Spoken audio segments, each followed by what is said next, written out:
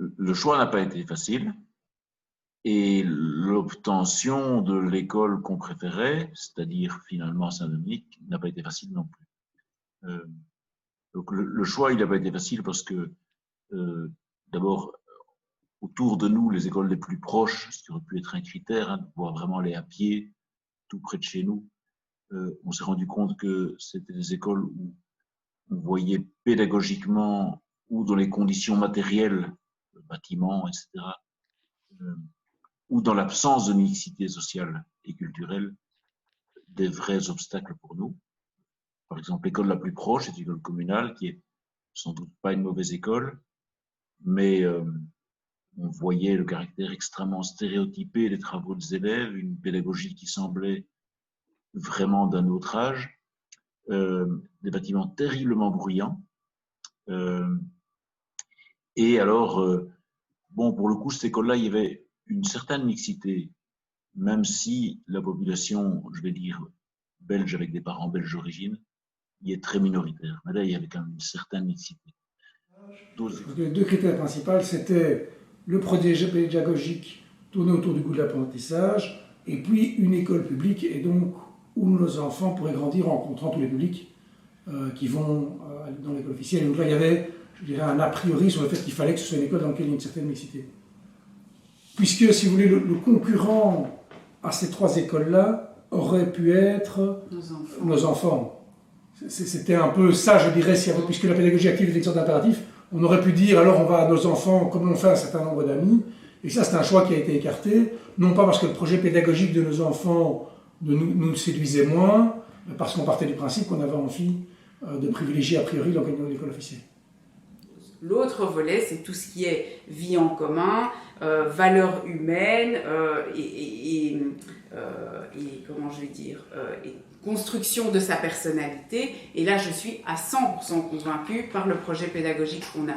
Parce que je pense qu'il n'y a aucunement l'esprit de compétition qui est encouragé entre les enfants. Au contraire, c'est vraiment l'ouverture à l'autre, l'entraide, etc. Et ce système de verticalité pousse à ça, en fait. Mais en fait, je pense que, en tout cas, ce qu'on retrouve fort dans ce projet pédagogique, c'est cette idée quand même d'une forme d'autonomisation de l'enfant dans l'acquisition de ses apprentissages, qui rejoint un peu aussi cette idée de curiosité, etc. Donc on n'est plus vraiment dans un apprentissage qui est transmis comme ça de façon unilatérale par le professeur, mais on met l'enfant en situation quelque part d'apprendre lui-même grâce à un certain nombre d'outils et de consolider ses apprentissages aussi en les transmettant à d'autres. Il faut s'entendre sur ce que c'est un enseignement de qualité. Je ne pense pas que les enfants ont besoin qu'on leur bourre le crâne, qu'on leur apprenne 10 000 choses. Essentiellement, ce qu'il faut, c'est leur permettre de découvrir le monde, de se réaliser. Mais ça aussi, ça demande une école qui mette les moyens qui soient attentifs.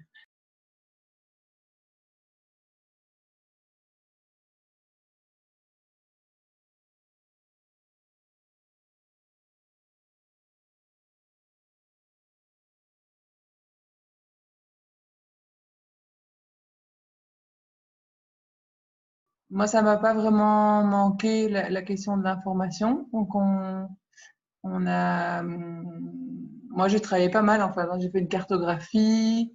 J'ai appelé toutes les écoles pour connaître leur projet pédagogique, pour connaître leur modalité d'inscription. C'était très compliqué. On a beaucoup d'amis du même âge, donc, qui cherchaient aussi. Donc, on a partagé les informations entre nous. Et donc, géographiquement, elle a plutôt une position qui va le rendre accessible à des familles de classe moyenne. Et par ailleurs, il y a la tradition que Sarah exposait qui fait que les familles qui connaissent bien cette école, qui vont informer leurs amis, leurs beaux-frères, leurs cousins, je ne sais pas, que attention, la date du tirage au sort, c'est telle date. C'est un noyau important qui existe. Il y a des efforts qu'ils font. Donc, maintenant, c'est par tirage au sort. Ok, donc a priori, on pourrait se dire le tirage au sort, c'est tout à fait démocratique et tout à fait égalitaire. Après, qui va postuler sur ces listes-là? Qui a l'information sur ces écoles? comment ça se fait que c'est toujours les mêmes familles qui reviennent de génération en génération, etc. Donc on peut déjà se demander, le tirage au sort, c'est égalitaire une fois que la liste est constituée, mais comment est constituée la liste? Non, moi, je ne dirais pas ça. Je pense que l'information n'est pas facile, mais que Sarah, en grande partie, et moi un tout petit peu, a fait preuve d'une pugnacité et d'une volonté d'aller chercher l'information. Et donc, je pense que là, le biais ou les inégalités sociales et culturelles, il faut oser quoi, aller dans une école et dire je vais poser les vraies questions. Oui, c'est vrai qu'il était assez naturel, mais est-ce que... Enfin, moi, j'ai l'impression qu'il faut peut-être aussi quand même indiquer qu'on est peut-être un peu privilégié en termes d'information. La commune a organisé pour tout son réseau des journées d'information sur le processus d'inscription à la maison communale. On a participé à un processus d'information sur le processus d'inscription en tant que tel. Et dans cette séance d'explication, nous a été renseigné une série de visites qu'il était possible d'effectuer dans chacune des écoles communales. Et donc dans toutes celles qui étaient à proximité directe de notre maison, on a été aux séances d'information. Donc aux 3 écoles que je viens de vous citer, on est passé, je pense, à des séances d'information. Oui, je pense que les écoles pourraient donner des informations plus utiles pour aider les parents à choisir. Je pense qu'elles n'en ont pas nécessairement l'envie, peut-être pas les moyens non plus, mais on est dans une situation de quasi-marché scolaire où les écoles cherchent à attirer des élèves. Elles cherchent aussi à attirer certains types de familles, je pense. Et donc, ce que les écoles font, c'est en partie de la publicité, dans le sens d'embellir la vitrine aussi. Hein.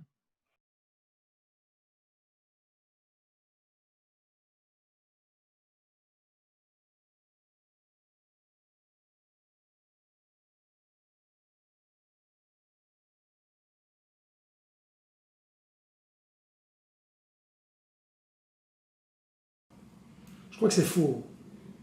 Je crois que c'est fondamentalement faux. Je pense que ce qui se passe, c'est que... Pardon, qu'est-ce qui est faux? Cette idée même de dégradation.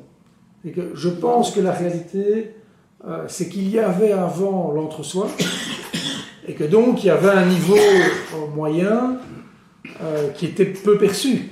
Et qu'on était dans une distribution bimodale, avec des écoles bourgeoises de très bon niveau et des écoles populaires qui l'étaient sans doute moins, que maintenant il y a une plus grande mixité et que tout d'un coup, les enfants de la classe bourgeoise se rendent compte de la diversité des niveaux.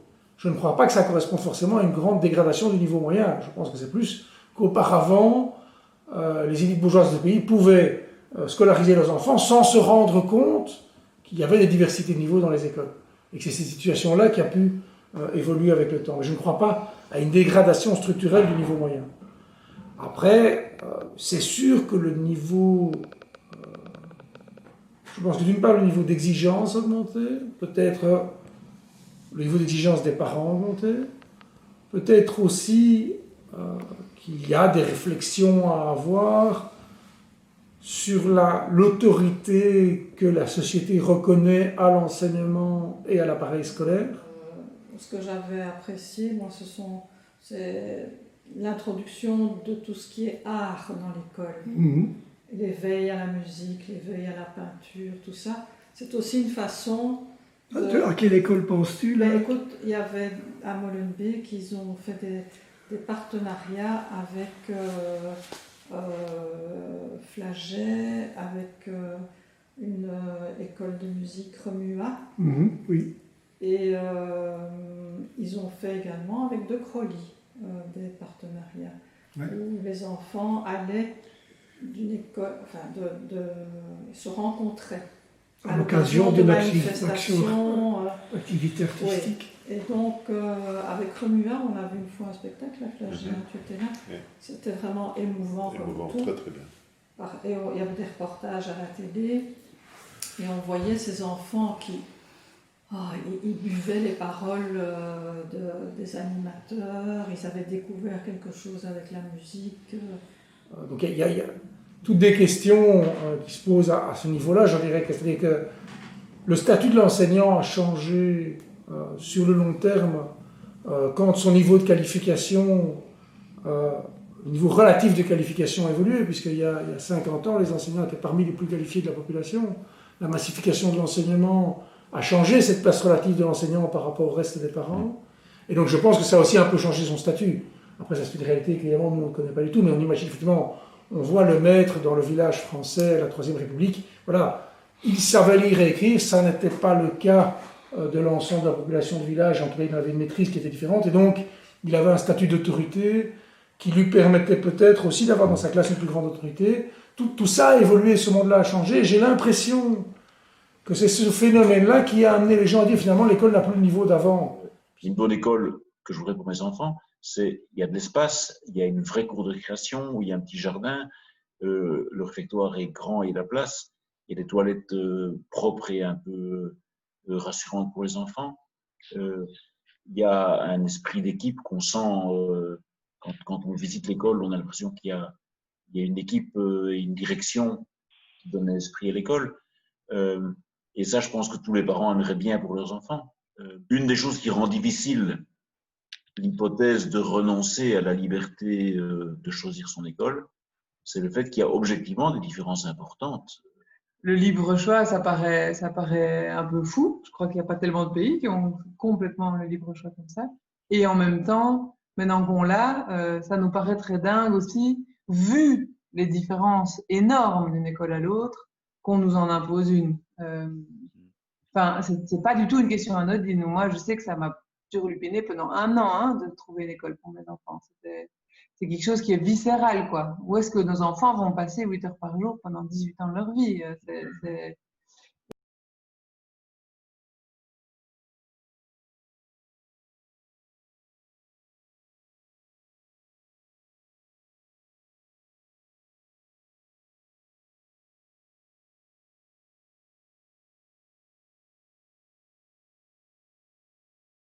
Donc pour moi, la mixité sociale est, je dirais, fondamentale dans l'apprentissage, dans l'école, parce que ça permet aux enfants de voir autre chose que leur petit environnement petits bourgeois, s'ils sont des petits bourgeois, si leurs parents sont des petits bourgeois, ou des intellectuels, ou des ouvriers, etc. Et donc c'est une ouverture extraordinaire vers le monde, vers la vie qu'ils vont apprendre, c'est ça. Moi, l'école, c'est simplement mettre un pied dans la société, et la société, elle est mixte. Oui, la question était, est-ce que mon école de ma fille favorise la mixité sociale et économique? Je ne pense pas, sans la citer nécessairement, l'école en question, que historiquement, ça été un objectif en soi. Donc, je pense que c'est une école donc, du réseau catholique très pilarisée, avec des familles assez homogènes, etc. J'ai l'impression que c'était ça historiquement, mais que c'est aussi une école qui vit sa pédagogie pas que superficiellement. Donc, une pédagogie active qui veut faire de chaque enfant un citoyen dans une société ouverte, tolérante, et la plus égalitaire possible. L'autre volet, c'est tout ce qui est vie en commun, valeurs humaines et comment je vais dire, et construction de sa personnalité. Et là, je suis à 100% convaincue par le projet pédagogique qu'on a.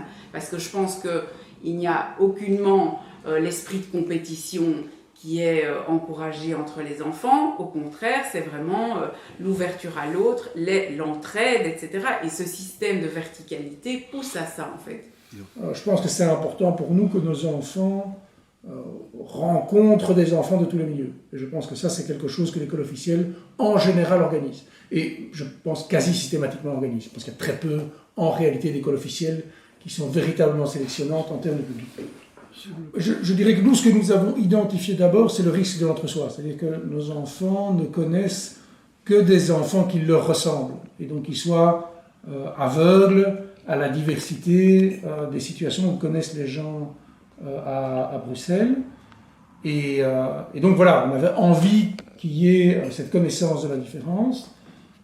Bon, différence qu'il ne faut pas exagérer non plus. La différence, les gens qui sont dans l'école ne sont pas radicalement différents de nous, mais il y a toute une diversité de profils, et on est content que notre fille connaisse cette diversité de profils. Je pense que dans l'idéal, ça devrait être le modèle général. La mixité sociale et culturelle devrait être le modèle général.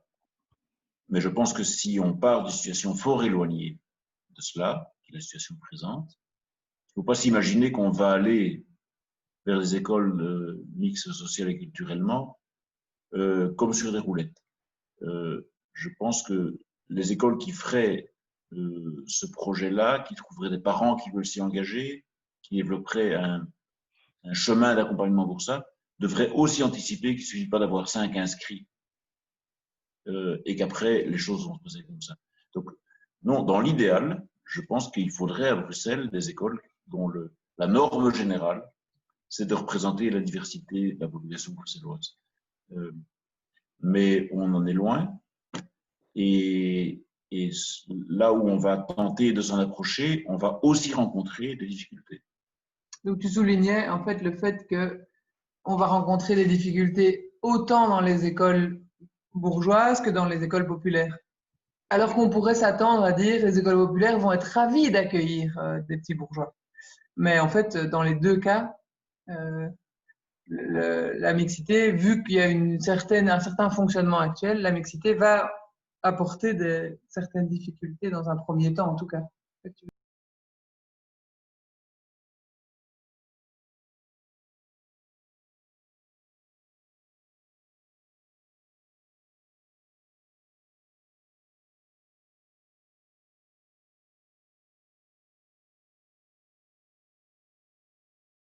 Je ne voudrais pas mettre de côté la chance que nous avons. C'est-à-dire qu'il se trouve que nous avons une école communale avec un public mixte qui est de bonne qualité. Donc pour nous, le choix n'est absolument pas déchirant. J'étais moi-même à De Crolly. Du coup, on sait bien que ces pédagogies-là demandent probablement un suivi à la maison, une aide aux devoirs, au travail, vraiment des familles déjà avec un certain bagage socioculturel. Et donc, est-ce que les enfants continuent tous ce parcours-là? Je peux me poser la question.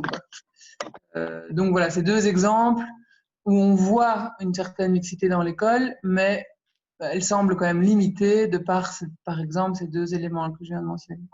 Je pense que les parents, leur première attente, et c'est vrai pour nous aussi, hein, leur première attente des parents, c'est protéger leurs petits loups comme des mères loups, comme des pères ou des mères poules. Donc je ne pense pas qu'on peut reposer sur les parents individuellement la préoccupation de la mixité sociale. Les parents sont des citoyens, alors comme citoyens aussi, ils peuvent, mais quand ils arrivent avec leur enfant devant l'école, enfin, nous on a y compris, et on le mérite en rien plus à mais on a joué les coudes pour que notre fille soit à Saint-Dominique, parce qu'on n'avait pas de place à Saint-Dominique, parce qu'on n'avait pas été dans le tirage. Pour nous, non. Enfin, même si l'école était exhaustive, on continuerait à donner des livres et des films et des musiques à nos enfants. Mais de nouveau, non, je ne pense que c'est pas normal parce que c'est inégalitaire. Et comme disait Felipe sur la question précédente, c'est vraiment la responsabilité de l'école de faire en sorte que ce ne soit pas le cas. Mais il faut voir, donc, en tant que parent engagé, prêt à faire beaucoup de choses pour gagner en cohérence entre nos idées et nos actes, il n'est pas évident que nous metterions, enfin en tout cas je reparle pour moi, je pense que ce ne serait pas la même chose pour lui. C'est mes premiers enfants. Lui c'est sa deuxième fournée.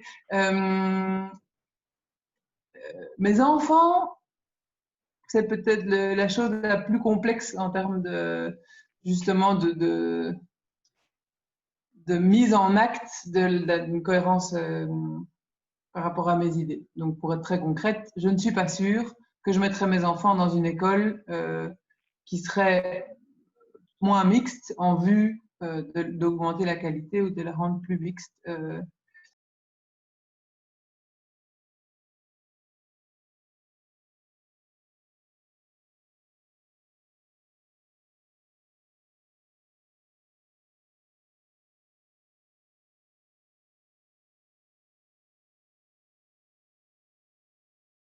Je voudrais ajouter un autre point. Je pense que la mixité sociale et culturelle dans une ville comme Bruxelles, hein, où plus de la moitié des enfants qui naissent à Bruxelles n'ont pas un background culturel belge, hein, la mixité sociale et culturelle, on peut la penser comme un bienfait, qui serait vécu dans la réalité davantage comme une difficulté, un défi à surmonter, que comme une espèce de bienfait, parce qu'on aurait considéré par principe, politiquement, que c'est mieux. Je pense que politiquement c'est mieux. Mais je pense aussi que si la plupart des écoles à Bruxelles sont assez segmentées par public, c'est aussi parce que ça marche bien. Je pense que certaines écoles du bas de Schaerbeek ici se sont adaptées à des familles assez homogènes, par exemple très majoritairement turques, et donc dans les consignes, la manière de communiquer, la manière de s'organiser, on tient compte que le public est comme ça. Et dans les classes, les enfants sont comme ça. Et à l'inverse, dans des écoles plus privilégiées, ça fonctionne bien parce que les parents comprennent, parlent le même langage, ont la même culture, et donc ça marche bien. Donc la mixité en tant que telle ne sera jamais le problème, à mon sens. Il y a deux questions sous-jacentes à la mixité. Quel type de mixité? La mixité sociale et culturelle. Je pense que les deux types de mixité sont nécessaires. Évidemment, je dirais que là où il y a deux tensions qui peuvent naître, à mon avis, c'est celle où, comme je l'ai indiqué par exemple, le cas des primo-arrivants, pour prendre un cas relativement simple, où ce qui est induit, c'est pas, ou ce qui se soulève comme problème n'est pas celui en tant que la mixité, c'est celui du niveau. Qu'est-ce que l'on fait quand on a une classe qui, pour des raisons de parcours, les enfants ont sans doute moins de situation de départ facile que vos propres enfants, et du coup, il y a une crainte de voir le niveau de votre enfant tiré par le bas par la situation des autres. Et ça, c'est une tension qu'il faut gérer, qui n'est pas liée en tant que telle au principe de la mixité, mais qui est liée au principe du niveau général. Donc ça, c'est une question légitime. Et c'est vrai que si on avait l'impression que ça arrivait, je pense qu'on se poserait des questions. Simplement, j'ai parfois le sentiment que cette question est posée de manière excessive à Bruxelles. C'est-à-dire que dès qu'il y a mixité, il y a inquiétude. Je ne pense pas qu'il faille tomber dans ce schéma-là. Je pense qu'on peut arriver à un niveau de mixité qui est déjà extrêmement important avant qu'une inquiétude ne doive naître sur le niveau. Donc, pour répondre à la question, je me dis, il faut une volonté spécifique liée à une ambition, un idéal, un vrai projet politique, pour le coup, de rendre l'école mixte, parce que c'est plus compliqué, et que comme c'est compliqué, il faut y mettre vraiment beaucoup d'énergie. Et donc, je parle un peu comme si c'était en soi difficile et que ça génère plus de soucis, mais qu'il faut le faire par idéal. Mais en fait, peut-être que c'est juste chouette. C'est juste que, chouette pour tout le monde. Mais c'est clair que j'imagine que il y a un certain confort, quoi, hein, au public homogène, des enfants qui s'entendent bien, des parents qui s'entendent bien, le truc roule un peu, quoi. Donc, je pense que ça nécessite un effort supplémentaire qui, de mon point de vue, vu que je partage cet idéal sociétal, est positif pour tous les enfants, y compris les enfants plus bourgeois, mais qui nécessite un effort important. Et cet effort, je ne sais pas, pour répondre à la question, ce qui me convaincrait l'école.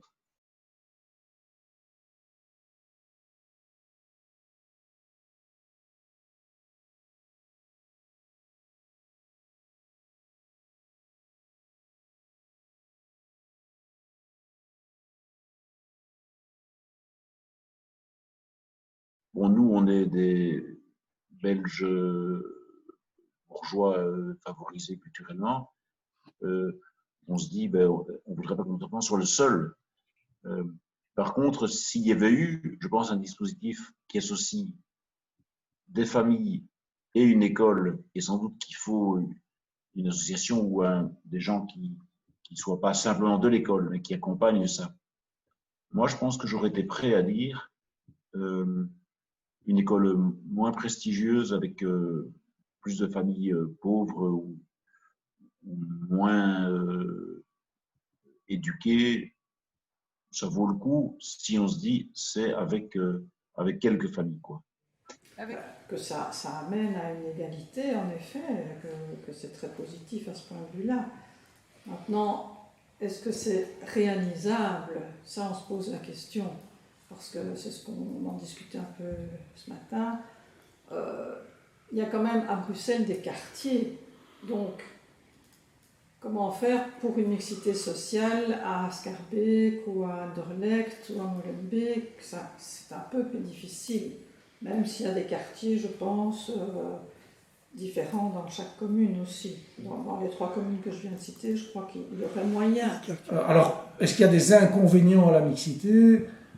C'est sans doute possible. En tout cas, dans l'école où l'on va, je n'en vois pas. Je ne dis pas, et je ne veux pas aussi simplifier au caractère de choix, il y a peut-être des écoles où il y a une très grande diversité qui en deviennent à ce point diverses qu'elles sont difficiles à gérer, parce qu'il faut gérer, effectivement, comme on l'indiquait dans les discussions parfois avec des enseignants, quand la langue des enfants à la maison n'est pas le français, c'est sûr qu'il y a un effort pédagogique à faire, etc. Donc il y a à ce moment-là toutes les difficultés qui peuvent naître de l'intégration d'élèves qui partent au départ à une situation plus difficile. Je vais prendre un exemple à quoi je pense maintenant seulement, mais il y a des associations de parents qui organisent des fêtes pour les enfants, des fêtes pour les parents des enfants. Ça me paraît très clair qu'une grande partie des parents des familles immigrées qui habitent dans le bas de Schaerbeek, près de là où nous on habite ici, ne mettraient pas les pieds dans ces fêtes, pour la plupart d'entre elles. Hein. Je ne peux pas généraliser, mais ou s'y sentiraient pas très à l'aise, quoi. Et donc ça, c'est ce genre d'association, de fêtes, d'événements, de quiz musical, de soirées dansantes, tout ça, sont des facteurs de socialisation entre parents, ce qui est évidemment assez positif en soi, mais qui constitue une sorte de courant ou de centre dans l'école. Et si on n'est pas dans ce centre-là, je pense qu'avec le fil des années, on se trouve à la marge de l'école. Il y a des associations de parents qui organisent des fêtes pour les enfants, des fêtes pour les parents des enfants. Ça me paraît très clair qu'une grande partie des parents des familles immigrées qui habitent dans le bas de Schaerbeek, près de là où nous on habite ici, ne mettraient pas les pieds dans ces fêtes, pour la plupart d'entre elles. Hein. Je ne peux pas généraliser, mais ou s'y sentiraient pas très à l'aise, quoi. Et donc ça, c'est ce genre d'association, de fêtes, d'événements, de quiz musical, de soirées dansantes, tout ça, sont des facteurs de socialisation entre parents, ce qui est évidemment assez positif en soi, mais qui constitue une sorte de courant ou de centre dans l'école. Et si on n'est pas dans ce centre-là, je pense qu'avec le fil des années, on se trouve à la marge de l'école. Moi, j'ai l'impression que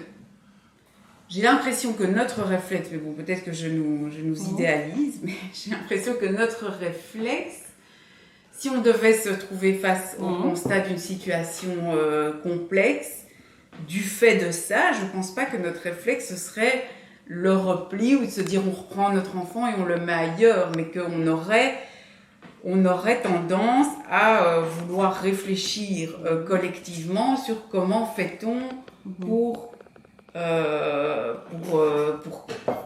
que collectivement tout le monde reste à niveau, que tout le monde reste dans le bateau, etc. Donc moi j'avoue que je ne vois pas la réaction négative qu'on pourrait avoir si à un moment on était confronté à ce qu'on pourrait dire, je ne vois même pas ce que ça pourrait signifier une trop grande mixité en fait.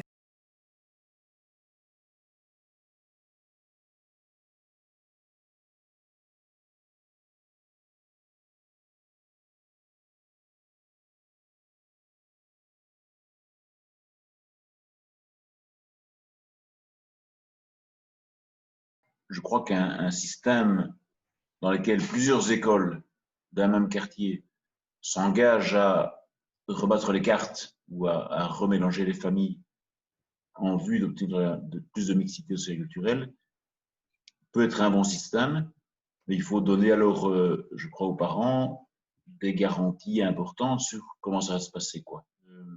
je pense que ça peut être un objectif de la collectivité, donc de la communauté française, ou d'un réseau d'enseignement, ou que sais-je, mais je ne suis pas sûr qu'il faille attendre ça des parents. C'est peut-être pas leur faute parce qu'ils n'ont peut-être pas non plus, eux, la formation, la supervision, surtout la supervision. Ils n'ont pas la supervision nécessaire pour faire face à des défis. C'est plus compliqué d'enseigner à une classe mélangée mixte que d'enseigner à des petites filles en jupe bleue dans une école catholique à Waterloo. Hein. Donc, voilà. Ça c'est sûr. Voilà. Et donc ils n'ont pas. Et alors, on en parlait de cette fameuse, comment est-ce qu'on appelle ça, je sais pas ce que tu veux dire. la fatigue de la compassion. Ah oui, la fatigue de la compassion. Une formule intéressante. Oui, mais on l'a utilisé beaucoup. La fatigue de la compassion qui est le burn-out du personnel enseignant. Oui, je pense que c'est difficile pour une famille, pour des parents, de se dire je vais réaliser la cohérence de mes opinions politiques sur la tête de mes enfants. Donc je ne pense pas que ce soit impossible de gagner beaucoup en mixité sociale dans les écoles, mais ça devrait passer par un vrai accompagnement collectif. Ce n'est pas que les élèves et leur milieu socio-économique qui déterminent la qualité de l'école, heureusement. Mais donc, ce projet-là, où on viendrait à plusieurs, n'aurait de sens que si c'est un projet conjoint avec l'école et qu'il est pensé comme tel, quoi. Vraiment un truc pilote qui a cette envie-là en particulier, quoi. Et de faire des choses de qualité, parce qu'il n'y a pas de raison, parce qu'on mettrait nos enfants dans une école non mixte, qu'il y ait un enseignement vraiment moins bon.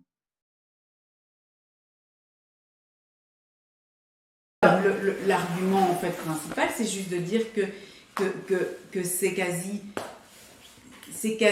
artificiel en fait d'être dans l'entre-soi dans une ville comme Bruxelles. Donc le point, c'est que être confronté à la différence, que ce soit sur le plan culturel ou social ou encore autre, c'est juste être dans la vie que Bruxelles propose.